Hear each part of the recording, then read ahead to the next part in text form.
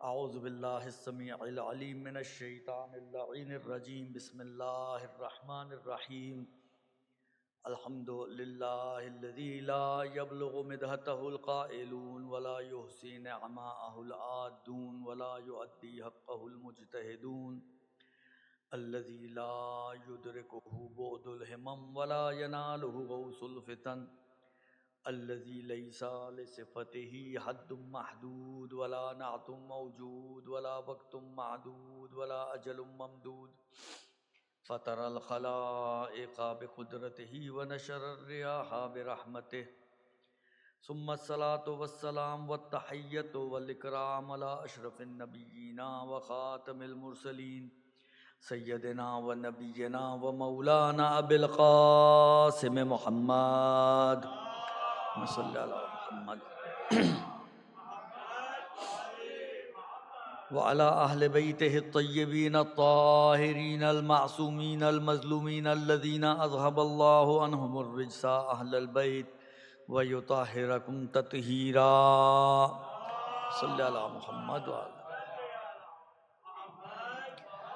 وعلى أهل بيته الطيبين الطاهرين المعصومين المظلومين ولعنة الدائم ولا أعدائهم أجمعين من الآن إلى قيام يوم الدين أما بعد فقد قال الله تبارك وتعالى في كتابه الكريم وقوله الحق وهو أصدق القائلين بسم الله الرحمن الرحيم ومن آياته أن خلق لكم من أنفسكم أزواجا لتسكنوا إليها وجعل بينكم مودة ورحمة ان فی ذلک لآیات لقوم یتفکرون۔ درود بھیج دے محمد آل محمد پر۔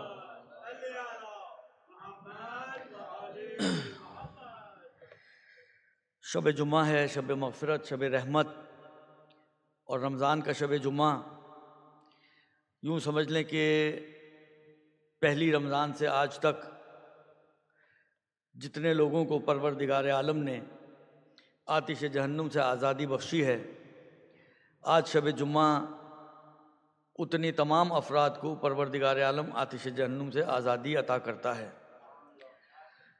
لہذا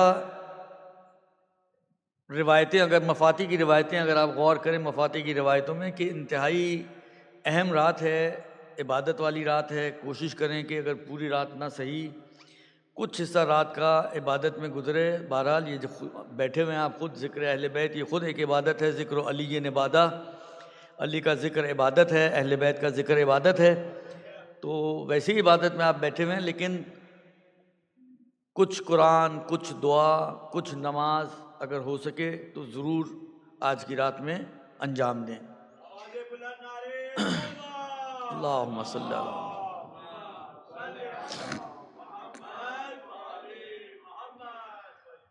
بہرحال ایک جملہ میں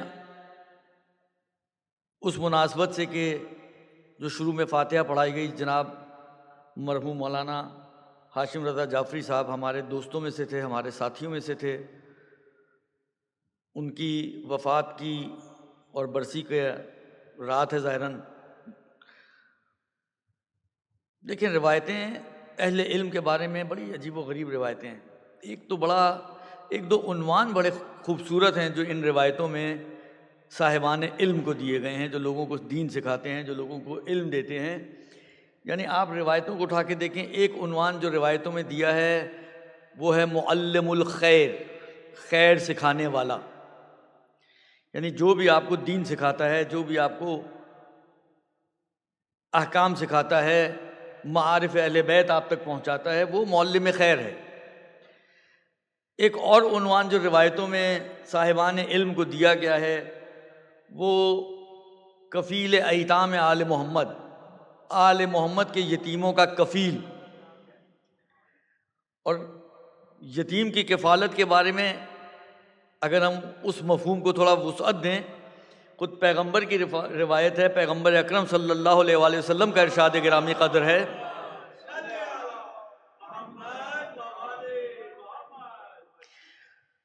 کہ من کفلا یتیمن، جو کسی یتیم کی کفالت کرتا ہے وہ جنت میں میرے ساتھ ایسے ہوگا۔ اور پیغمبر نے انگلی سے اشارہ کر کے بتایا، جس طرح یہ دو انگلیاں ایک ساتھ ساتھ ہیں، وہ میرے ساتھ جنت میں ایسے ہوگا جو کسی یتیم کی کفالت کرتا ہے۔ تو اگر ہم اس کو وسیع معنی میں لے جائیں تو خود روایتیں یہ عنوان دے رہی ہیں کہ جو اہل علم ہیں، صاحبان علم ہیں، لوگوں کو علم دیتے ہیں، دین سکھاتے ہیں، وہ کفیل ایتام آل محمد، یعنی ہمارے لیے، یعنی ایک عمومی عنوان جو ہم سب کے لیے ہے وہ یہ ہے کہ ہم آل محمد کے یتیمان میں سے ہیں، اس لیے کہ ہمارے زمانے کا امام غائب ہے، پردہ غیبت میں ہے، ہم یتیمی کی زندگی گزار رہے ہیں ان کے پردہ غیب میں ہونے کی وجہ سے۔ تو کیونکہ ہم اپنے امام کی غیبت کی وجہ سے یتیمی کی زندگی گزار رہے ہیں، اس لیے ہم سب ہیں یتیمان آل محمد۔ اور جو یتیمان آل محمد کا کفیل ہو، جو کسی ایک بچے کا کفیل ہوتا ہے، جو کسی ایک چھوٹے سے انسان کا کفیل بنتا ہے، تو وہ رسول خدا کے ساتھ جنت میں ہوگا۔ تو آپ سوچیں کہ جو انسان کتنے لوگوں کی کفالت کر رہا ہو، جو اپنے علم سے لوگوں کو سیراب کر رہا ہو اور لوگوں کی کفالت کر رہا ہو، اس کا مقام و مرتبہ کیا ہوگا؟ یعنی واقعاً انسان تصور کرے۔ اور جناب جعفری صاحب نے، ہاشم جعفری صاحب نے بڑی خدمت انجام دی ہے یہاں پر، اسی ممبر سے آپ لوگوں کو دین سکھایا ہے، آپ لوگوں کو علوم اہل بیت سکھائے ہیں، تو یقیناً وہ ان عناوین کے مستحق ہیں اور اس تمام اجر و ثواب کے مستحق ہیں کہ جو پروردگار عالم نے معلم خیر کے لیے، جو پروردگار عالم نے کفیل ایتام آل محمد کے لیے، جو پروردگار عالم نے علماء کے لیے، اذا مات العالم الفقیہ سلم فی الاسلام سلمۃ لا یسدھا شیئا، اگر کوئی عالم جو دین کو سمجھتا ہو، یعنی عالم ہو یعنی جانتا ہو، مگر جاننا کیسا ہو؟ عالم الفقیہ، یعنی سمجھ کے دین کو جانتا ہو، سلم فی الاسلام سلمتن، تو اسلام میں ایک ایسی دراڑ پیدا ہو جاتی ہے کہ لا یسدھا شیئن، کوئی چیز اس دراڑ کو پر نہیں کر سکتی۔ تو واقعاً اگر علماء باعمل بھی ہوں، علماء صالح بھی ہوں، علماء عدول میں سے ہوں، دین کی خدمت گزار ہوں، دین کی خدمت کرنے والے ہوں، کفالت کرنے والے ہوں یتیمان آل محمد کو، تو یقیناً وہ بھی انہی علماء کی فہرست میں شامل ہیں کہ جن کی وفات سے ایسی دراڑ اسلام میں پیدا ہوتی ہے کہ جو کوئی بھی چیز اس کو پر نہیں کر سکتی، ان کی جگہ کو نہیں لے سکتی۔ تو بہرحال ان کی بھی آج برسی کی رات ہے، تو پروردگار عالم سے ہم دعا گو ہیں کہ پروردگارہ محمد و آل محمد کے صدقے میں اور اہل بیت اطہار کے صدقے میں، جس کے دین کی، جن کے علوم کی انہوں نے خدمت انجام دی اپنی ساری زندگی، ان کو اس کا بہترین اجر عطا فرمائے اور ان کو معصومین کے جوار میں اعلی علین میں جگہ عنایت فرمائے اور ان کی قبر و برزخ کی منزلوں کو آسان اور سہل فرمائے۔ ایک درود بھیج دیں محمد و آل محمد پر، صلی اللہ علیہ محمد۔ جیسے کہ آپ لوگوں کو معلوم ہے کہ ہماری گفتگو فیملی اور اس کی باؤنڈنگ سے حوالے سے چل رہی تھی۔ جیسے جیسے دن، یعنی جب شروع ہوتا ہے تو انسان کہتا ہے بہت ٹائم ہے، بہت کچھ بیان کر سکتا ہے، لیکن جیسے جیسے دن گزرنا شروع ہو جاتے ہیں اب لگتا ہے کہ وہ چیز کو نا لپیٹنا شروع کرنا چاہیے انسان کو اپنی باتوں کو۔ تو بس سمجھے اب میں اسی مرحلے میں ہوں، کیونکہ کل شب وفات جناب خدیجہ طاہرہ ہے، تو یقیناً انہی کی مناسبت سے گفتگو ہوگی، تو ایک دن تو ایسے ہی نکل جائے گا، باقی ایک آج کا دن ہے اور کچھ دن بعد کے ہیں۔ تو میرا دل یہ بھی تھا کہ میں کچھ دن آپ کو کچھ دوسری باتیں بھی سناؤں اور بتاؤں۔ خاص طور پر میں چاہ رہا تھا کہ امام زمانہ عجل اللہ فرجہ شریف کے حوالے سے کچھ بات چیت آپ کی خدمت میں پیش کی جائے۔ اب اگر وقت میں گنجائش نکل آئی اور زندگی نے ساتھ دیا اور موقع ہوا تو انشاءاللہ العزیز کل کی مجلس کے بعد کی ایک دن آپ مجھے دے دیجیے گا اسی موضوع کے لیے، اس لیے کہ آج جو بات ہے اس سے اگلے سٹیپ میں مجھے داخل ہونا ہے۔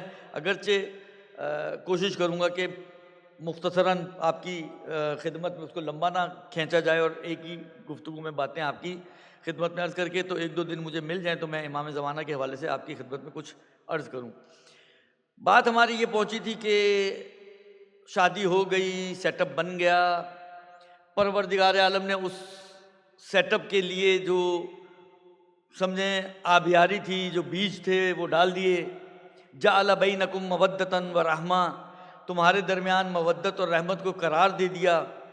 اب اس مودت اور رحمت کو بیج جو پروردگار عالم تمہاری زندگیوں میں ڈالے ہیں نکاح کے ذریعے سے، اب اس بیجوں کو درخت بنانا تمہاری ذمہ داری ہے، اس بیجوں کو سے فصل نکالنا تمہاری ذمہ داری ہے، اور اس کے لیے کیا ہو، اس کے لیے بھی دیکھیں میں اور آپ کیا کسی کو کچھ گائیڈ کر سکتے ہیں، جبکہ پروردگار عالم نے ہماری ہدایت کے لیے ان ہستیوں کو قرار دیا ہے کہ جو علم وہاں سے لے کر آئے ہیں کہ جہاں تک کسی کی پہنچ نہیں ہے، لہٰذا اپنے ان علوم سے کہ جو پروردگار عالم کی جانب سے وہ لے کر آئے ہیں، انہوں نے ہماری ہدایت کی اور ہمیں بتایا ہے کہ دیکھو تم اگر چاہتے ہو کہ تمہاری زندگیاں اچھی گزریں، تم اگر چاہتے ہو کہ تمہارے بچوں کی زندگیاں اچھی گزریں، تو تمہیں کچھ چیزوں کا تمہیں بھی خیال کرنا پڑے گا، کچھ چیزوں کا طرف دیگر کو بھی خیال کرنا پڑے گا، یعنی کچھ ذمہ داریاں۔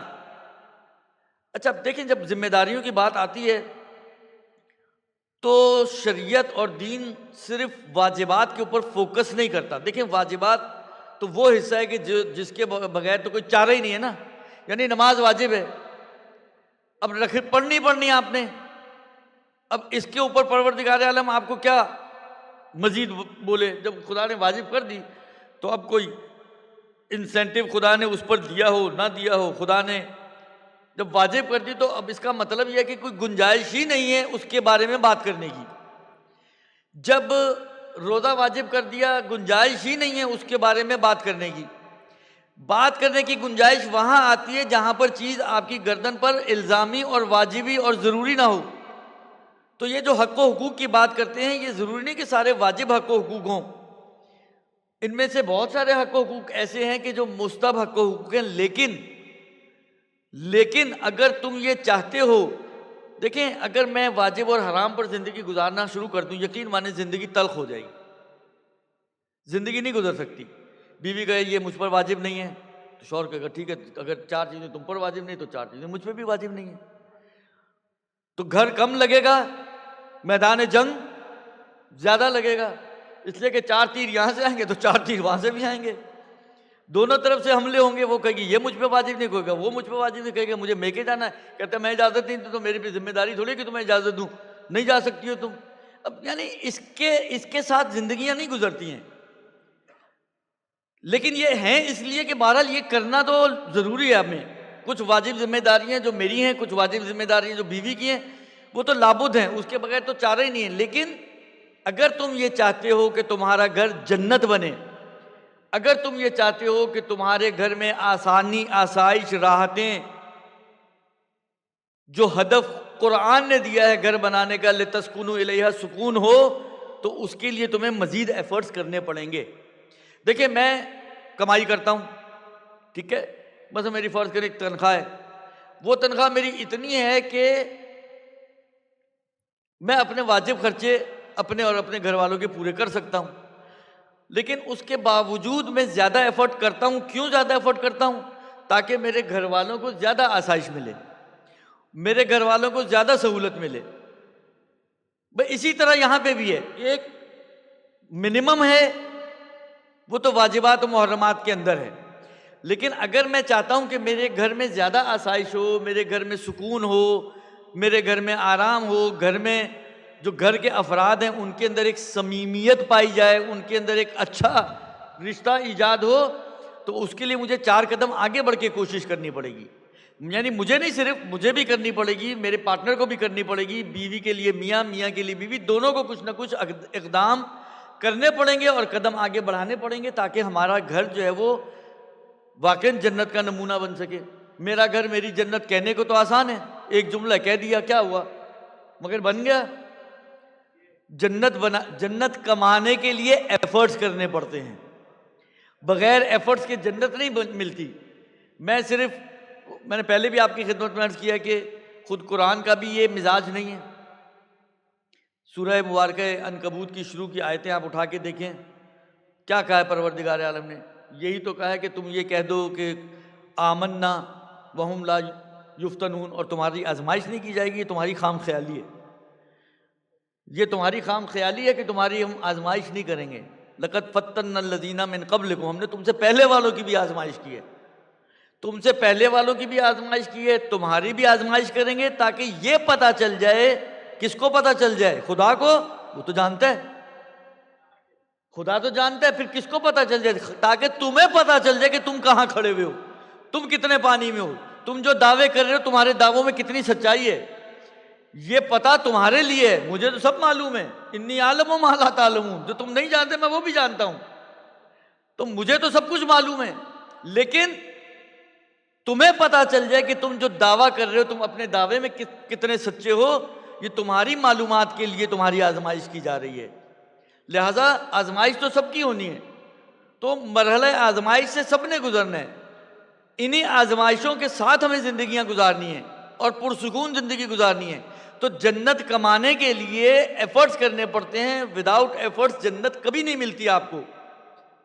آپ گھر میں بیٹھے رہیں، کچھ بھی نہ کریں، نہ نماز نہ روزہ، آپ کے میں تو ایمان لے آیا، میں تو ولایت اہل بیت کو بھی مانتا ہوں، میں مولا کو بھی مانتا ہوں، جیسا میں نے آپ کی کس خدمت میں شاید پتہ نہیں یہاں یا کہاں میں نے وہ قصہ عرض کیا تھا کہ شاید وہ کسی گھر کی مجلس میں نے عرض کیا تھا کہ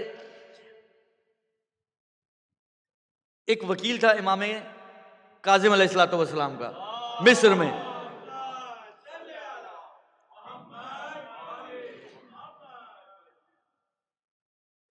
وہ 7ویں امام پہ، میں بالکل اشارہ کر رہا ہوں اس لیے کہ وقت میرے سامنے لگی ہوئی ہے گھڑی، وہ 7ویں امام پہ اٹک گیا تھا، 8ویں امام کی امامت کا انکار کر بیٹھا۔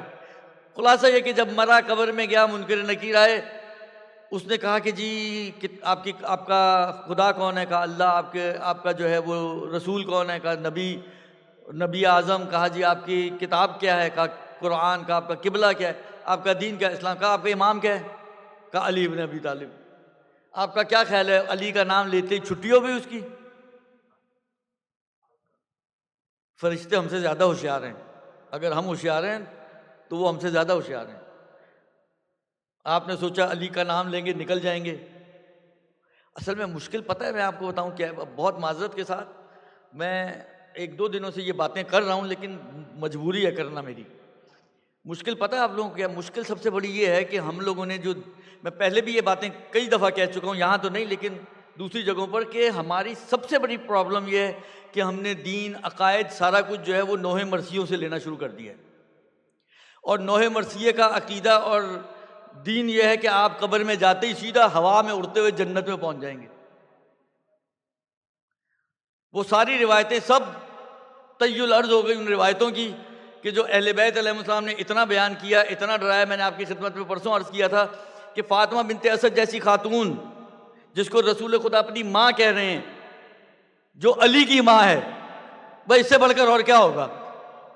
ہم تو علی کے ماننے والے ہیں نا، ہم تو علی کے چاہنے والے ہیں، وہ تو علی کو پیدا کرنے والی ہے، وہ علی کی ماں ہے، وہ گھبرا رہی ہے قبر کی سختی سے، وہ پریشان ہو رہی ہے کہ یا رسول اللہ مجھے پریشانی ہے کہ میں نے سنا ہے کہ جب اٹھایا جائے گا تو برہنہ اٹھایا جائے گا۔ وہ جو علی کو پیدا کرنے والی ہے وہ پریشان ہے، جو علی کو ماننے والا ہے وہ سکون سے ہے۔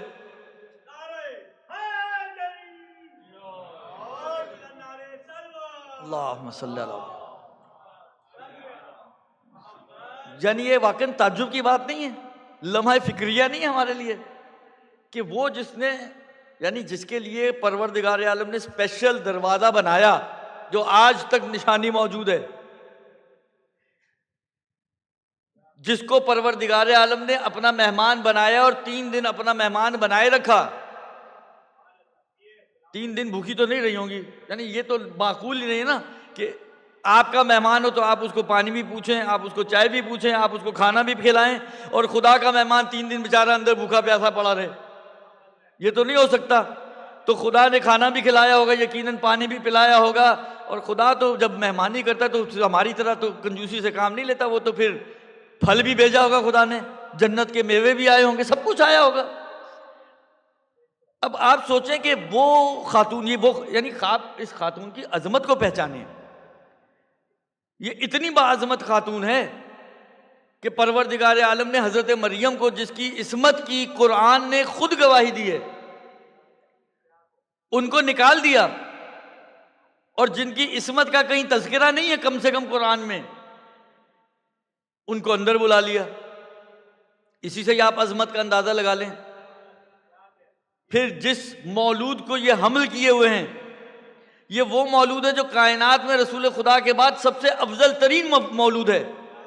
جو بچہ شکم جناب فاطمہ بنت اسد میں ہے، کائنات میں اس کا کوئی، رسول خدا کو چھوڑتے ہوئے کائنات میں اس کا کوئی ثانی نہیں ہے، یعنی اس کے فضائل اور مناقب انسان کی عقل میں آنے والے نہیں ہیں۔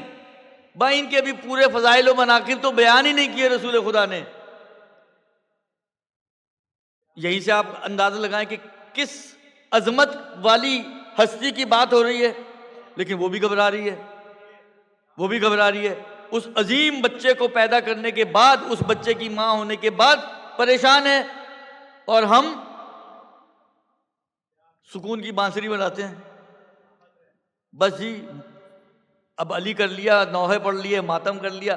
دیکھیں میں ان میں سے کسی کی بھی نہ فضیلت کا منکر ہوں نہ اہمیت کا منکر ہوں، سب اپنی جگہ پر ہیں، بر منکرش لعنت، درست؟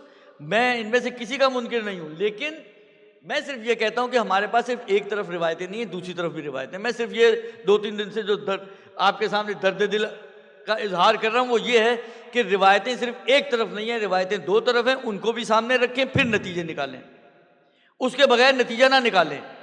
میں نے مشی کر لی، میرے پاس جو ہے ہر چیز کا، ہر طرح کی فراڈ کا، ہر طرح کی 2 نمبری کا لائسنس مل گیا، یہ کون سا؟ یہ آپ کے خیال میں یہ مشی آپ کے کسی کام آئے گی؟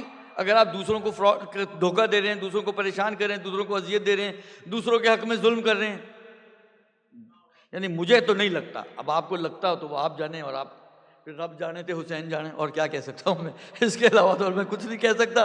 لیکن مجھے نہیں لگتا روایتوں کے اعتبار سے، میں روایتوں کی بات کر رہا ہوں ابھی، مجھے روایتوں کے اعتبار سے ایسا نہیں لگتا کہ یہ جو ہے آپ کے لیے لائسنس ہے ہر طرح کی 2 نمبری کرنے کا، اور ہم نے بنایا ہوا ہے ویسے معذرت کے ساتھ۔ تو خلاصہ کلام یہ کہ وہ پریشان ہیں، ہمیں بھی تھوڑا سا تو پریشان ہونا چاہیے بھائی۔ اگر وہ اتنی پریشان ہیں تو اتنا نہ صحیح تھوڑا سا تو ہمیں بھی پریشانی ہونی چاہیے کہ بھائی ہم نے بھی قبر کا منہ دیکھنا ہے، ہم نے بھی قبر میں جانا ہے، قبر میں ہمارے ساتھ کیا ہوگا۔ مولا آئیں گے، یقیناً آئیں گے، روایتیں ہیں، میں تو منع نہیں کر سکتا، لیکن ہوگا کیا ہمارے ساتھ؟ وہی والی بات ہے جو میں نے کل عرض کیا تھا، کل مثال میں نے دی تھی، اگر مثال آپ کے ذہنوں میں ہو۔ ہم تو کہہ رہے ہیں کہ ہم ان کی پارٹی کے ہیں، مگر وہ بھی تو مانے وہاں آنے کے بعد کہ آپ ہماری پارٹی کے ہو، پارٹی کا اقرار تو کریں وہ۔ ہم تو کہہ رہے ہیں، یہ نہ ہو کہ ہمارے سامنے کھڑے ہو کر ہمارا انکار کر دیں وہ، تو پھر کہاں جائیں گے ہم؟ تو عزیزو، کہنے کا مقصد صرف یہ ہے کہ ہمیں ایک طرف کی روایتوں کے حساب سے فیصلے نہیں کرنے چاہیے۔ وہ جو ہمارا ذہن یک طرفہ ہو گیا، اس کی بڑی وجہ میں نے کل بھی عرض کی تھی، پھر اشارہ کر دوں، ہمارا ذہن یک طرفہ ہونے کی وجہ سب سے زیادہ ہے کہ اس حصے کو بہت زیادہ بیان کیا گیا ہے، دوسرے حصے کو بیان ہی نہیں کیا گیا، یا بہت ہی کم بیان کیا گیا ہے۔ کم بیان ہونے کی وجہ سے یا بیان نہ ہونے کی وجہ سے یہ ہو گیا، شیڈ میں چلا گیا، اور وہ آپ کے اوپر آ گیا، ذہنوں کے پہلے صفحے پر آ گیا۔ یہی کام ہم بعض دوسری چیزوں کے ساتھ بھی کر رہے ہیں۔ میں نے کل بھی عرض کیا تھا کہ اگر ایک مرد، جو یہاں تو ماشاءاللہ ان لوگوں کی بڑی تعداد ہے کہ جو صرف گھر سے نہیں نکلتے اپنے کمائی کے لیے، وہ اپنے ملکوں سے نکلے ہوئے ہیں کمائی کے لیے، یعنی ان کے ایفرٹس زیادہ ہیں۔ لیکن یہی حضرات اگر اپنی سوچ کے اندر یہ چیزیں بٹھائیں کہ جو آپ نکل کے کر رہے ہو اس کی ویلیو کیا ہے دین میں، خدا رسول کی نگاہ میں آپ کی ان زحمتوں کی کتنی ویلیو ہے، تو آپ کا ذوق، آپ کا شوق، آپ کے ایفرٹس کا رنگ دوسرا ہوگا۔ آپ ایک جس کو کہیں جذبے کے ساتھ، ایک شوق کے ساتھ، جب مجھے پتا ہو کہ میں نے یہ کام کرنا ہے اور اس کے اوپر مجھے اتنا بڑا اجر و ثواب ملنا ہے، یا مجھے مجاہد والا ثواب ملنا ہے، یا میں خدا کی راہ میں جہاد کرنے والا قرار پاؤں گا، تو آٹومیٹکلی میرا شوق بڑھ جائے گا، میرے ایفرٹس کا جو اینگل ہے وہ چینج ہو جائے گا۔ میں نے عرض کیا نا کہ کہانی 2 طرفہ ہے، ایک طرفہ نہیں ہے۔ مرد کو بھی خیال رکھنا ہے، عورت کو بھی خیال رکھنا ہے۔ مرد اگر خیال نہیں رکھے گا تو بھی مشکلات وجود میں آئیں گی، عورت خیال نہیں رکھے گی تو بھی مشکلات وجود میں نہیں آئیں گی۔ ان دونوں کو جب تک، یہ 2 پہیے ہیں زندگی چلانے کے لیے، زندگی کی سائیکل کے 2 پہیے، لہذا دونوں پہیے گھومنے چاہیے اور ایک ہی سمت میں گھومنے چاہیے، تب یہ سائیکل آگے بڑھے گی، ورنہ یہ سائیکل وہیں کی وہیں کھڑی رہے گی، ایک پہیہ ادھر جا رہا ہے ایک پہیہ ادھر گھوم رہا ہے، یہ تو کبھی بھی آگے نہیں بڑھ پائے گی۔ یا ایک پہیہ جام ہے، چل ہی نہیں رہا، تو بھی یہ سائیکل آگے نہیں بڑھ پائے گی۔ لہذا دونوں پہیے گھومیں، ایک ہی سمت میں گھومیں، تب آپ کو یہ سائیکل جو ہے کسی منزل مقصود تک پہنچائے گی، ورنہ آپ پریشانی میں مبتلا رہیں گے۔ قرآن کی آیت ہے عاشرہن بالمعروف، میں نے پہلے بھی عرض کیا، بعض علماء کا نظریہ ہے کہ یہ دو طرفہ چیزیں ہیں. عورتوں کو اس لیے زیادہ ٹارگٹ بنایا گیا کیونکہ عام طور پر گھر میں مین کردار ایک اعتبار سے گھریلو زندگی میں اسی کا ہوتا ہے، پھر رشتہ بھی نکاح میں اسی کی طرف سے آفر ہوتی ہے. تو انہی باتوں کو مد نظر رکھتے ہوئے زیادہ تر اس کو سامنے رکھ کے بات کی گئی ہے، ورنہ بعض باتیں تو قطعاً ایسی ہیں کہ جو دونوں کے لیے. یہ عاشرہن بالمعروف، ان کے ساتھ اچھی زندگی گزارو. اب یہ اچھی زندگی، یہاں پہ لفظ تو آیا ہے، خطاب مردوں کو کیا گیا ہے.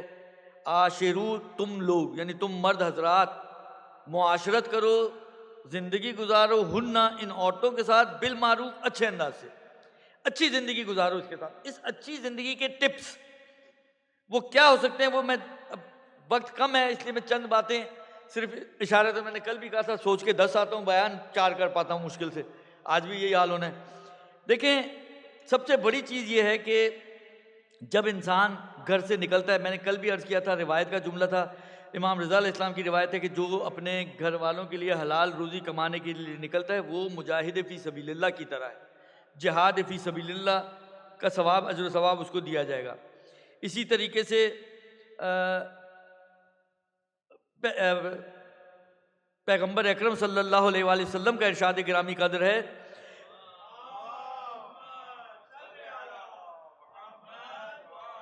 کہ شوہر کی ذمہ داری ہے اس عورت کے لیے کہ وہ ان یشبع بطنہا، اس کا پیٹ بھرے، ویکسو ظہرہا، اس کو کپڑے پہنائے، ویعلمہا الصلاۃ والصوم والزکاۃ ان کان فی مالہا حق ولا یخالف لہا، اور اس کو نماز اور روزہ اور زکوٰۃ وغیرہ کی تعلیم دے.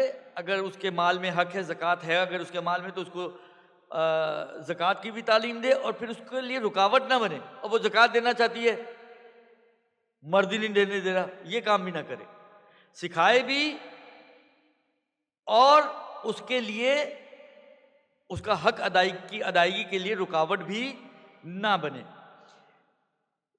کئی روایتوں میں یہ جملہ ہے کہ عورت کے ساتھ سختی سے پیش نہ ہو، عورت کے ساتھ ہر حالت میں اس کے ساتھ مدارا کرو. امام امیر المومنین کی روایت ہے، مولا کہتے ہیں فدارھا علی کل حال، ہر حالت میں اس کے ساتھ مدارات کرو. مدارات کا مطلب کیا ہوتا ہے؟ مدارات کا مطلب ہوتا ہے، فارسی میں کہتے ہیں کنار آمدن. یعنی کیا؟ یعنی یہ کہ اس کو ساتھ لے کے چلو، یعنی جھڑکو نہیں، سختی نہیں کرو، مزاج میں تلخی نہ لے کر آؤ، ڈانٹ ڈپٹ نہ کرو اس کے ساتھ، یعنی گزارا کرو اس کے ساتھ. فدارھا علی کل حال، ہر حالت میں اس کے ساتھ مدارات کرو. واحسن الصحبۃ لہا، اس کے ساتھ اچھے انداز سے زندگی گزارو. فیصفو عیشتک، تمہاری زندگی خوشگوار ہو جائے گی. دیکھیں ان دو جملوں کو صرف آپ الٹا کر لیں تو اس کا نتیجہ نکلے گا کہ زندگی آپ کی خوشگوار نہیں ہوگی. اگر تم مدارات نہیں کر رہے عورت کے ساتھ، اگر تم اس کے ساتھ اچھے انداز سے زندگی نہیں گزار رہے ہو، تو کبھی بھی تمہاری زندگی خوشگوار نہیں ہو سکتی. خوشگوار زندگی کا راز عورت کے ساتھ مدارات، اور اس کے ساتھ کیا کہتے ہیں، مدارات سے مراد میں نے کہا نا کہ برا بھلا نہ کہو، ڈانٹ ڈپٹ نہ کرو. ہمارے ہاں تو دیکھیں، اب ہر گھر کی تو نہیں کہانی، لیکن بعض گھروں میں قطعاً ایسا ہے کہ نمک زیادہ ہو گیا تو مشکل کھڑی ہو گئی، مرچ زیادہ ہو گئی تو مشکل کھڑی ہو گئی، اچھا زیادہ نہیں ہو گئی، کم ہو گئی تو بھی مشکل کھڑی ہو گئی. حال آپ یعنی واقعاً آپ انسان کو دیکھیں، دونوں طرفہ میں پھر عرض کر رہا ہوں، ایک زیادتی دونوں کرتے ہیں، اور یہ بڑی زیادتی ہے کہ جو دونوں کی زندگی خراب کرتی ہے اور آٹومیٹکلی گھر کا ماحول خراب کرتی ہے. چلیں، اب وقت تو بہت زیادہ نہیں بچا، میں ان دو باتوں کی تو چھوٹا چھوٹا سا اشارہ کر دوں آپ کی خدمت میں. ایک غلطی جو عورت کرتی ہے وہ یہ کرتی ہے کہ مرد کی قدردانی نہیں کرتی. یہ قدردانی کا جو عنصر ہے نا، قدردانی عورت کی نسبت مرد کے لیے، مرد کی نسبت عورت کے لیے، یہ بہت افیکٹو ہے زندگیوں میں کہ آپ قدردان ہوں اپنی سپاؤس کے، اپنے پارٹنر کے قدردان ہوں. کیونکہ دیکھیں، عورت گھر میں خدمت انجام دے رہی ہے، مرد باہر خدمت انجام دے رہا ہے، دونوں کام کر رہے ہیں، ٹھیک ہے نا. اچھا، کتنی عورتیں آپ کو ایسی ملیں گی، آپ صرف تھوڑا سا جھانکیں اپنے ذہن کی دریچوں کو کھولیں اور اپنے اطراف میں جو اپنی فیملیز ہیں، اپنے خاندان میں ادھر ادھر نظر ماریں. آپ کو کتنی مثالیں ابھی یاد آ جائیں گی کہ ہمیشہ عورت کیا کرتی ہے. مرد فرض کریں، دیکھیں مرد نارملی جو نارمل روٹین ہوتی ہے، صبح نکلتا ہے، شام کو مغرب کے آگے پیچھے پلس مائنس 7 بجے 8 بجے 6 بجے جو بھی جیسا ٹائمنگ ہوتی ہے اس کی، وہ گھر واپس آتا ہے. اب اس پورے ٹائم پیریڈ میں وہ باہر ہے، گھر سے باہر کما رہا ہے. کس کے لیے کما رہا ہے؟ اپنے گھر والوں کے لیے. عورت کو چاہیے کہ یہ قدر ڈالے اپنے بچوں کے ذہن میں کہ تمہارا باپ تمہارے لیے نکلتا ہے.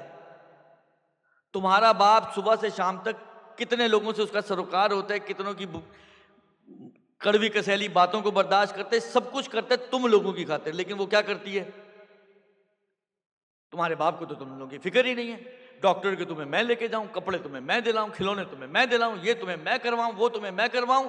تمہارے باپ کو تو تم لوگوں کی پرواہ ہی نہیں ہے. او بھائی وہ پرواہ کرنے بیٹھ گیا نا، وہ پرواہ کرنے بیٹھ گئے تو کھا نہیں سکو گے تم لوگ.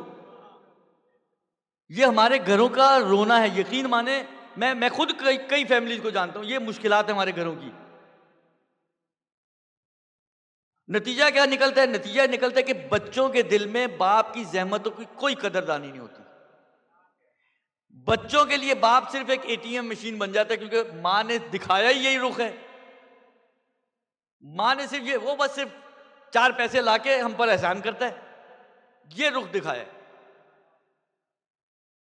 وہ جو کر رہا ہے، جتنی وہ زحمت اٹھا رہا ہے، جتنے وہ دھکے کھا رہا ہے، یعنی میں واقعاً بعض اوقات دیکھیں آپ لوگ میں سے، اب مجھے نہیں پتا کون کیا جاب کرتا ہے، لیکن بہت سو کے ممکن ہے اچھی جابز ہوں، AC روم ملا ہوا ہو، کمرے میں بیٹھے ہوئے ہوں، لیکن آپ جا کے دیکھیں کتنی بڑی تعداد ہے جو سڑکوں پہ گرمیوں میں مزدوریاں کر رہے ہیں، ٹیکسیاں چلا رہے ہیں، گاڑیاں چلا رہے ہیں، دھکے کھا رہے ہیں.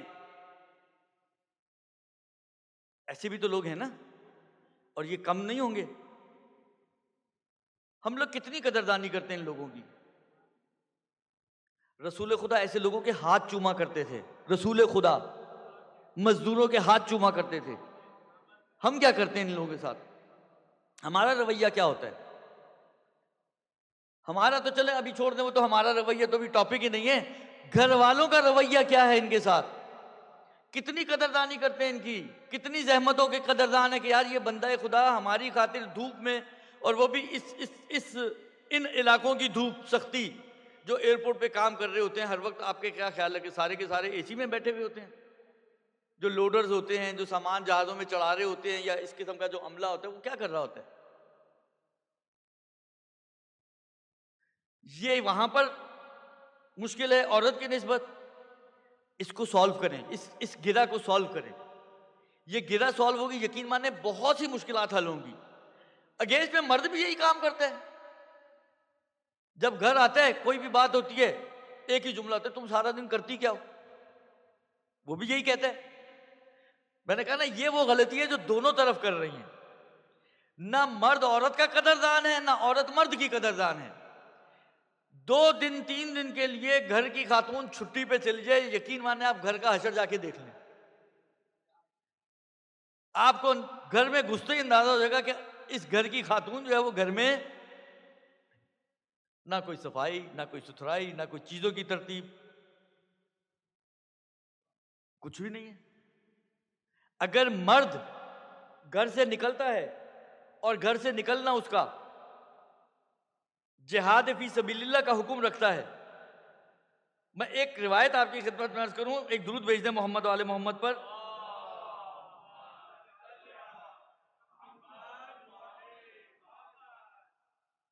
یہ 1-2 روایتیں خواتین کے لیے. دیکھیں میں مدرسۃ القائم میں جب درس کے لیے جاتا ہوں، کبھی اس قسم کی باتیں آتی ہیں، حق کے شوہر اور حق کے بیوی، تو میں ایک مذاق میں ایک جملہ ان کو کہتا ہوں کہ یار جتنے بھی پروردگار عالم نے بیویوں والے ثواب رکھے ہیں وہ تو سارے ماسیاں لے رہی ہیں. اس لیے کہ بیویاں تو کچھ کرتی نہیں ہیں آج کل کی، وہ سارے کام تو ماسیاں کرتی ہیں. کھانا کون پکاتا ہے؟ ماسی. کپڑے کون دھوتا ہے؟ ماسی. گھر کی صفائی ستھرائی کون کرتی ہے؟ ماسی. یعنی بعض ماشاءاللہ ماشاءاللہ، اب میں کیا بولوں ان کو، بعض خواتین تو ایسی ہیں کہ گھر کے کپڑے، چلے ماسی نے دھو دیے نا، کپڑے کو طے کر کے الماری میں رکھنے کے لیے بھی ایک الگ ماسی. اب مجھے سمجھ نہیں آتا کہ اس خاتون کا اس گھر میں کام کیا، جب سارے کام ماسی کر رہی ہے، ایک ہی کام تو بچا ہے وہ بھی وہ کر لے گی، اس کے لیے اتنا جھنجھٹ پالنے کی ضرورت کیا ہے؟ ان کا اجر و ثواب، یہ سارا اپنا اجر و ثواب ضائع کر رہی ہے عورت. اور اچھا چلیں ایک مرتبہ یہ ہوتا نا کہ چلیں یار ایک کام ہے اس کو چھوڑا ہوا ہے، تو وہ اس سے زیادہ ہٹ کر کوئی بہت ہی امپورٹنٹ کام کر رہی ہے کہ وہاں جو نقصان ہو رہا ہے وہ یہاں پہ جبران ہو رہا ہے.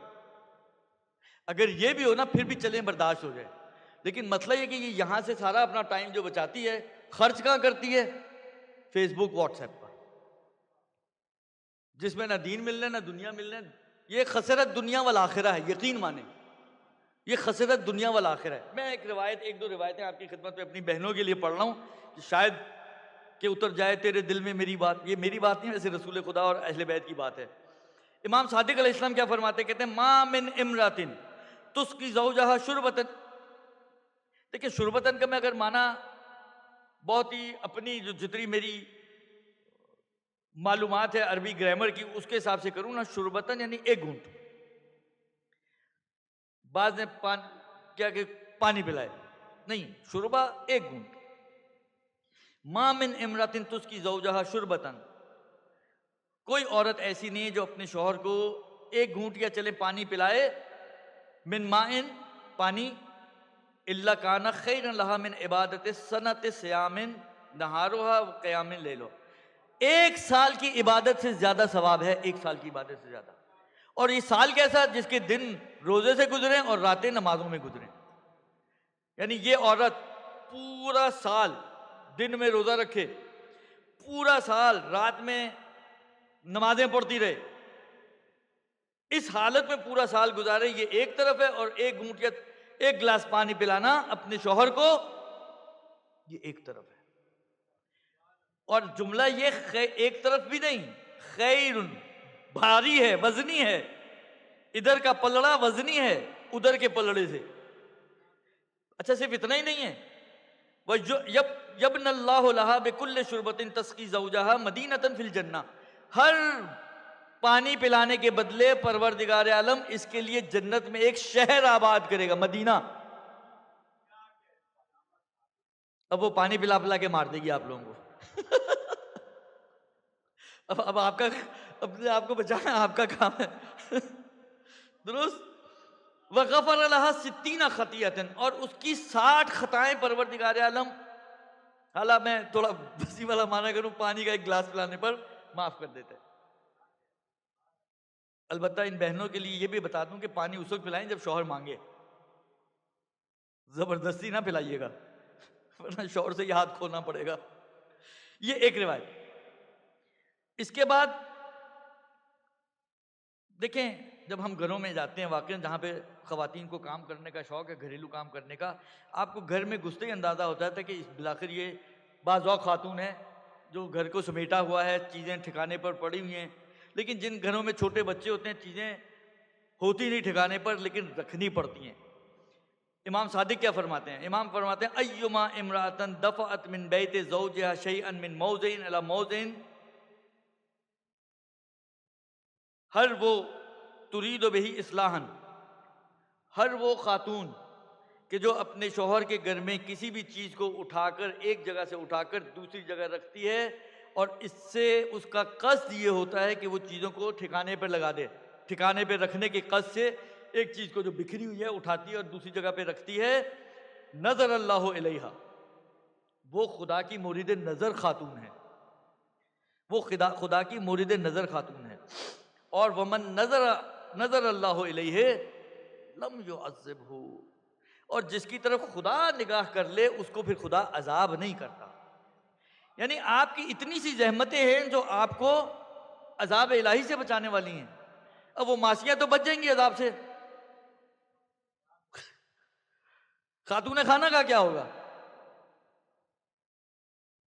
لہذا کوشش کریں کہ یہ جو فیس بک وغیرہ اور ان کے اوپر ٹائم لگاتی ہیں، تھوڑا سا ٹائم اپنے گھر کو دیں، اپنے بچوں کو دیں. ایک اب کیا کروں میں، وہ کیا عرض کروں آپ کی، ایک درود بھیج دیں محمد و آل محمد پر.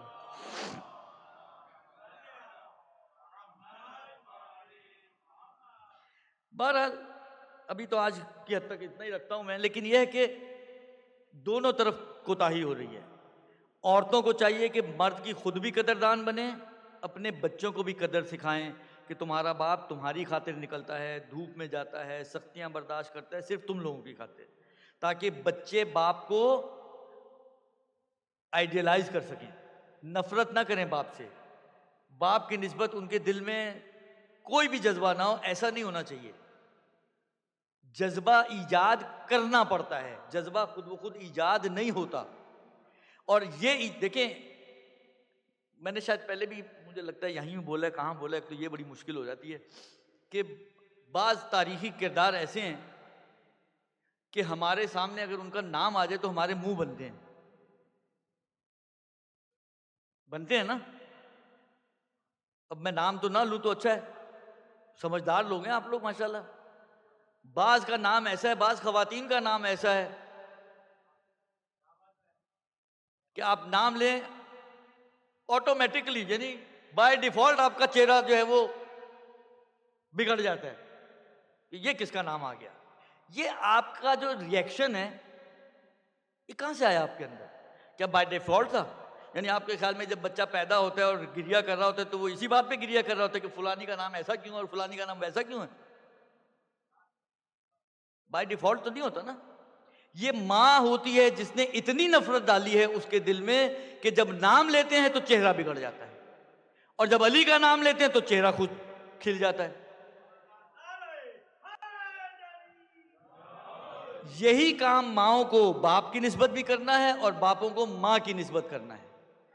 باپ ماں کی قدردان بنے، ماں باپ کی قدردان بنے. دونوں بچوں کو سمجھائیں کہ یہ جو ماں سارا دن یہاں پر کرتی ہے یہ اگر نہیں تو ہماری زندگی مفلوج ہے. یہ بچوں کو سکھانے کی ضرورت ہے، سمجھانے کی ضرورت ہے. ہم لوگوں نے تو بچوں کو اللہ کے حوالے کیا ہوئے، بھیڑ بکریوں کی طرح جاتے ہیں، کھیلتے ہیں، کودتے ہیں، زندگیاں گزار رہے ہیں، کوئی عطا نہیں، کوئی پتہ نہیں. جب عطا پتہ ہی نہیں ہوگا تو پھر مشکل تو اسی طرح ہی رہے گی، کیسے مسئلے حل ہوں گے؟ پھر آپ کہتے ہیں جی ہمارا جینزی بچہ ہے، بتائیں جینزی کو کیسے سمجھائیں ہم؟ وہ جینزی کو کیسے، جینزی کے آسمان سے اتری ہوئی کوئی مخلوق ہے، کوئی ایلین ہے؟ آپ کے میری طرح کا انسان ہے نا. یعنی آپ سرکس میں آپ نے کبھی دیکھا ہے شیر کو پھدکتے ہوئے؟ یعنی اس کا مطلب ہے انسان میں اتنی صلاحیت ہے کہ وہ جنگل کے شیر کو پھدکنے پہ مجبور کر سکتا ہے اگر اس کی تربیت کرے تو. تربیت کریں اس کی. جینزی ہے تو کیا ہو گیا؟ تربیت کریں اس کی. آپ تربیت کا فیکٹر چھوڑ کر کہتے ہیں جی جینزی اب اس کو ہم کیا کر سکتے ہیں؟ تو جینزی کو بس سر پہ بٹھا لیں پھر، اور کیا کر سکتے ہیں؟ روتے نہیں جینزی کا کہ جینزی ہے تو کچھ بھی نہیں کر سکتے. تربیت کرنی پڑتی ہے، سکھانا پڑتا ہے، سمجھانا پڑتا ہے، دین دے ان کو، گھر میں یہ چیزیں رائج کریں. یعنی میرا ذاتی نظریہ یہ، آپ نے دیکھا ہوگا بعض گھروں میں بعض حدیثیں، بعض چیزیں، مثلا واش بیسن کے سامنے جو ہے وہ دعائیں لکھی ہوئی ہیں، وضو والی دعائیں، چہرہ دھوتے وقت یہ، کلی کرتے وقت یہ، ناک میں پانی ڈالتے وقت یہ، بازو دھوتے وقت یہ، سیدھا بازو، الٹا بازو. یہ بعض حدیثیں ایسی ہیں کہ اسی طریقے سے یہ گھر میں سامنے نظر آنی چاہیے کہ گزرتے ہوئے آپ کی نظر پڑے، آپ کا مائنڈ ریفریش ہو کہ یار یہ جو ہے یہ اتنا اجر و ثواب رکھتا ہے یہ کام. بیوی کے مائنڈ میں یہ بات آئے کہ میں یہ جو گھر کے کام کر رہی ہوں یہ میں ایویں نہیں کر رہی ہوں، میں کوئی ملازمہ نہیں ہوں، میں اس گھر کی مالکن ہوں اور یہ میری ذمہ داری ہے، اس لیے کہ مجھے اس کے اوپر اجر و ثواب ملے گا. پروردگار عالم اس کے اوپر میرے کو، میں مورد نظر پروردگار عالم قرار پاؤں گی. یعنی جب یہ چیزیں انسان کے ذہن میں ہوں گی تو آٹومیٹکلی میں یہ سمجھتا ہوں کہ آپ کے رویے میں، آپ کے عمل میں پالش بھی ہوگا، اینگل چینج ہوگا، تبدیلی آئے گی. جو کام آپ ابھی بوجھ سمجھ کے کر رہے ہیں، چاہے وہ مرد حضرات ہوں چاہے وہ خواتین ہوں، وہ گھر کے کام، وہ باہر کے کام، جس کو آپ بوجھ سمجھ کے کر رہے ہیں، پھر آپ بوجھ سمجھ کے نہیں کریں گے بلکہ اس کو آپ اجر سمجھ کے کریں گے. اس کو آپ، عورتیں اپنے آپ کو مورد نظر پروردگار عالم قرار دینے کے لیے، اور مرد اپنے آپ کو مجاہد فی سبیل اللہ قرار دینے کے لیے اس کام کو انجام دے. یہ ہے صورتحال. یہ بہت بڑی ایک، میں نے کہا نا کہ یہ واقعاً بہت، اس وقت کی جو میں نے جتنے بھی قضیے سنے ہیں، کہانیاں سنتا رہتا ہوں، اس میں ایک بہت بڑا فیکٹر اس چیز کا ہے. اس کے اوپر کام کریں آپ لوگ، قدردانی کے اوپر. ہماری پنجابی میں ایک محاورہ ہے، گھوڑا اور عورت جو ہے نا تھپکی پہ چلتے ہیں، تھپکی مارتے رہو تو چلتے رہیں گے وہ. یہ قدردانی سمجھے تھپکی ہے، اپریسیشن، ان کو اپریشیٹ کریں، اس کے قدردان بنیں، اس کو بولے کہ یار تم اتنی زحمت کرتی ہو، وہ بھی بولے کہ آپ اتنی زحمت کرتے ہیں. ایک دوسرے کی زحمتوں کو، ایک دوسرے کو یاد کریں کہ آپ ہماری خاطر یہ ساری زحمتیں کرتے ہو، یہ سختیاں آپ ہماری خاطر اٹھاتے ہو. جب یہ ساری اپریسیشن ہوگی، قدردانی ہوگی، تو گھر کے ماحول میں بہت فرق آئے گا. فرق نہیں آئے گا، بہت فرق آئے گا. بس عزیزو، وقت تمام بلکہ اوپر ہو گیا، اور چند جملے آپ کو میں مصائب کے عرض کروں گا، آپ کی خدمت میں، اور آپ کی زحمت کو تمام کروں گا. یعنی اتنا بھی ٹائم نہیں بچتا کہ میں آپ کو خاندان رسالت میں سے مثالیں لا کے دے سکوں کہ دیکھیں کس طریقے سے لوگوں نے زندگیاں گزاری ہیں، محبتیں کیسی تھیں. حسین کی محبت زینب کے ساتھ کیسی محبت تھی، بہن بھائی کی. ہم بھی تو بہن بھائی ہیں نا، آیا ہماری ویسی باؤنڈنگ ہے اپنی بہنوں سے؟ کیوں نہیں ہے؟ ہونی چاہیے، ہونی چاہیے. حسین کی کیسی باؤنڈنگ ہے زینب کے ساتھ؟ جب یہ قافلہ کربلا کے میدان میں پہنچا ہے نا، 2 محرم کو یہ قافلہ کربلا پہنچا ہے. ایک مرتبہ خیمے نصب کیے گئے. میں مختصر کر رہا ہوں کیونکہ مجھے کہا گیا حضرت عباس کے مصائب کا، میں مختصر کر رہا ہوں کہ خیمے نصب کیے گئے. زینب کبریٰ گھبرا کر حسین کے پاس آتی ہیں کہ بھیا حسین، جب سے ہم لوگوں نے یہاں پہ پڑاؤ ڈالا ہے، خیمے نصب کیے ہیں، مسلسل کسی بی بی کے رونے کی آواز آ رہی ہے. یہ کون بی بی ہے جو مسلسل گریا کر رہی ہے؟ ایک مرتبہ حسین نے کہا بہن زینب تم نے پہچانا نہیں؟ یہ ہماری ماں فاطمہ زہرا ہے کہ جب ہم نے مدینہ چھوڑا ہماری ماں نے بھی بقی چھوڑ دیا. بقی میں تو خیر نہیں دفن ہے، اپنی قبر چھوڑ دی. روضہ رسول کے پہلو میں اپنے حجرے میں دفن ہے جناب زہرا. بس ارباب ادا، ایک مرتبہ 9 محرم آئی، حسین نے عباس سے کہا کہ اے عباس، دیکھیں وہاں پر مسن حضرات بھی موجود ہیں، اور آپ کو معلوم ہے کہ جس کا سن جتنا زیادہ ہوتا ہے تحمل اور برداشت اس میں اتنی زیادہ ہوتی ہے. اور عباس 34 برس کے ہیں، جوان ہیں. حسین نے بوڑھوں کو نہیں بلایا، عباس کو بلایا کہ عباس جاؤ جا کے 1 رات کی مہلت لے کر آؤ. بس ارباب ادا، ایک مرتبہ عباس گئے، مہلت لی، ساری رات عبادت میں گزاری ہے. سب اصحاب حسین نے، صبح نمودار ہوئی، اذان علی اکبر سے آغاز ہوا، عاشور کے دن کا جہاد شروع ہوا، اور چلتے چلتے جہاد کرتے کرتے کرتے کرتے وہ مرحلہ آ گیا کہ اب اصحاب شہید ہو چکے ہیں، اقربا کی باری ہے. اکبر گئے، قاسم گئے، اون و محمد گئے. اب یہ وہ ہیں جو عباس کی گود کے پلے ہوئے بچے ہیں. اور عباس تڑپ کے حسین سے کہتے ہیں کہ آقا مجھے بھی اجازت دے دیجئے. حسین ایک جملہ کہتے ہیں کہ عباس تم میرے لشکر کے علمدار ہو، میں کیسے تمہیں اجازت دے دوں. ارباب ادا، جب سارے ساتھی شہید ہو چکے تو ایک مرتبہ عباس نے آ کے کہا کہ مولا اب تو اجازت دے دیجئے. حسین نے وہی جملہ کہا. علماء نے یہ نقل کیا کہ اس موقع پہ انتہائی ادب اور احترام سے سر جھکا کر عباس نے ایک جملہ کہا کہ آقا اب وہ لشکر ہی کہاں رہا جس کا میں علمدار تھا. بس ارباب ادا، ایک مرتبہ اجازت تو پھر نہیں ملی. عباس خیمے کی طرف جا رہے تھے، ایک مرتبہ عباس کے کانوں میں العطش العطش کی صدائیں آئیں. عباس نے اپنا رخ سکینہ کے خیمے کی طرف کیا. کہا سکینہ بیٹی پیاسی ہو نا، پانی چاہیے؟ کہا جی چچا جان بہت پیاسی ہوں، پانی چاہیے. کہا جاؤ اپنا مشکیزہ لے آؤ، بس مجھے اپنے بابا سے اجازت دلوا دو. میں نے پہلے بھی یہ عرض کیا تھا کہ حسین کی خدمت میں لے کر جب پہنچے ہیں تو حسین نے 2 جملے کہے ہیں. ایک عباس سے کہا جاؤ عباس پانی کی سبیل کر دو. ایک جملہ سکینہ سے کہا کہ ابھی اجازت دلوا رہی ہو، تھوڑی دیر بعد تمہیں بڑی شدت سے اپنے چچا کی یاد آئے گی. اور میرا اپنا دل یہ کہتا ہے کہ شاید ابھی سکینہ کو اس جملے کا سمجھ میں نہیں آئی ہوگی. چھوٹی بچی ہے نا، ابھی نہیں سمجھی ہوں گی. ایک مرتبہ عباس مشکیزہ لے کے چلے، سکینہ نے سارے بچوں کو جمع کر لیا. بچوں آؤ، میرا چچا پانی لینے گیا ہے، بس اب تھوڑی دیر کی پیاس اور رہ گئی ہے، میرا چچا ابھی پانی لے کر آئے گا، تم سب کو سیراب کریں گے. اب سارے بچے سکینہ کے ساتھ کھڑے ہیں اور سارے بچوں کی نگاہیں عباس کے اس علم کی طرف ہیں جو تیزی سے نہر کی طرف جا رہا ہے. اور جیسے ہی یہ عباس نہر میں پہنچے، اب سوچیں ان بچوں کی آرزو کا کیا عالم ہوگا، کتنے خوش ہو رہے ہوں گے کہ بس اب تو آنے ہی والا ہے پانی. پھر یہ علم واپس آنا شروع ہوا.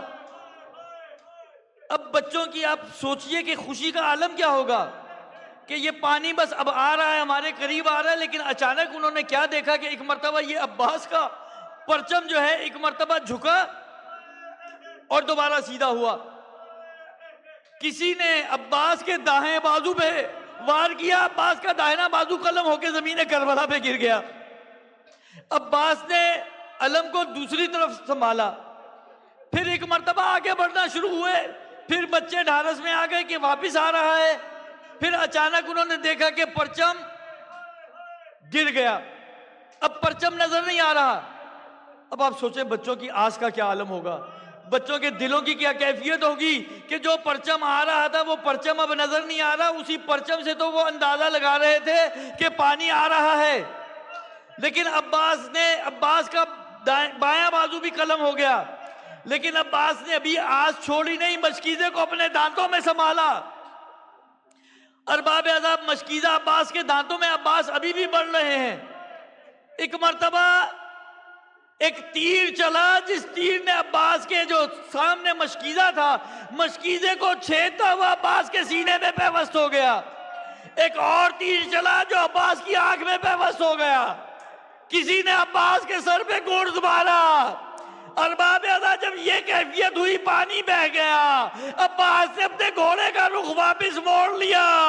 ایک مرتبہ جب گرز لگا، زمین کربلا پر آئے، آواز دی، آقا میرا سلام قبول کر لیجئے. ایک مرتبہ اب حسین نے اپنی کمر کو تھام لیا. الان ان کا سرازاری، عباس میری کمر ٹوٹ گئی، عباس میری کمر ٹوٹ گئی. بس ارباب عذاب ایک مرتبہ عباس چلے، ایک مرتبہ چلتے چلتے اس مقام پہ پہنچے جہاں عباس کا دایاں بازو گرا تھا. زمین کربلا پر آئے، عباس کے بازو کو اٹھایا، پھر آگے بڑھے، پھر زمین پر آئے، عباس کے دوسرے بازو کو اٹھایا. ایک مرتبہ عباس کے قریب پہنچے، عباس کا سر اپنی آغوش میں رکھنا چاہتے ہیں، عباس سر نہیں رکھنے دیتے. ایک مرتبہ کہا عباس بھیا، ارے سر کو کیوں زمین پہ رکھتے ہو؟ کہا ارے میرا سر آپ کی آغوش میں ہو، آپ کا جب آپ زمین کربلا پر آئیں گے آپ کا سر کس کی آغوش میں ہوگا؟ میں کہوں گا اے عباس آپ گھبرائیے نہیں، جب میرا مولا زمین کربلا پر آئے گا، ارے فاطمہ زہرا کی آغوش میں میرے آقا کا سر ہوگا. بس ارباب عذاب آخری جملہ، ایک مرتبہ حسین نے کہا عباس تمہاری کوئی آخری خواہش ہے تو بتا دو. کب آقا میں نے سنا ہے کہ جب میں اس دنیا میں آیا تھا میں نے جو سب سے پہلی نگاہ آپ کے چہرے پہ کی تھی، میرا دل چاہتا ہے آخری نگاہ بھی آپ کے چہرے پہ کروں، مگر کیا کروں، ایک آنکھ میں تیر ہے، ایک آنکھ میں خون ہے، میری آنکھ کا خون صاف کر دیجئے میں آپ کے چہرے کی زیارت کر سکوں. بس ارباب عذاب حسین نے اپنی ابا کے دامن سے عباس کے آنکھ کے خون کو صاف کیا. عباس کی آنکھ کا خون صاف ہوا، عباس نے حسین کے چہرے کی زیارت کی. اب حسین نے کہا اے عباس میری بھی ایک خواہش ہے، تم نے جب کہا آقا کہا، ارے کبھی بھیا کہہ کے نہیں پکارا، ایک مرتبہ بھیا کہہ کے پکارو. بس ارباب عذاب ادھر عباس کے منہ سے بھیا نکلا، ادھر عباس کی روح اس دنیا.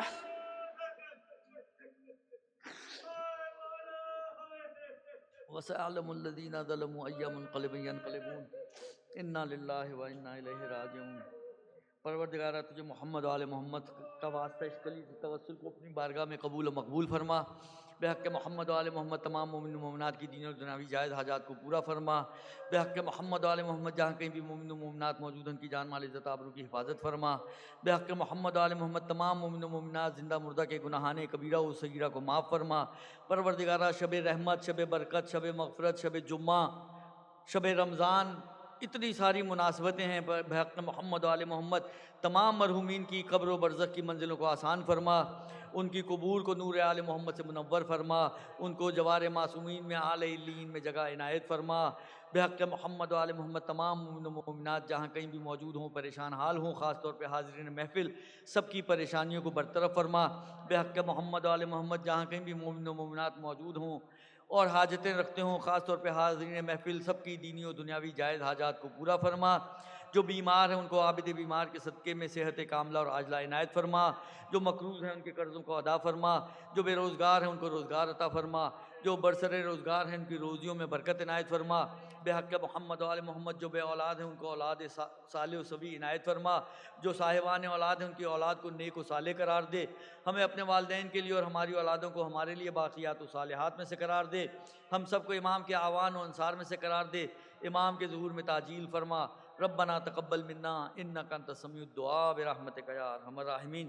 ایک سورہ فاتحہ کی گزارش ہے مرحوم ہاشم جعفری صاحب اور تمام اپنے اور جمیع مومنین و مومنات کے صالح ثواب کے لیے۔ بسم اللہ الرحمن الرحیم۔ الحمدللہ رب العالمین ایاک نعبد غیر المغضوب علیہم ولا الضالین اللہم صلی علی محمد۔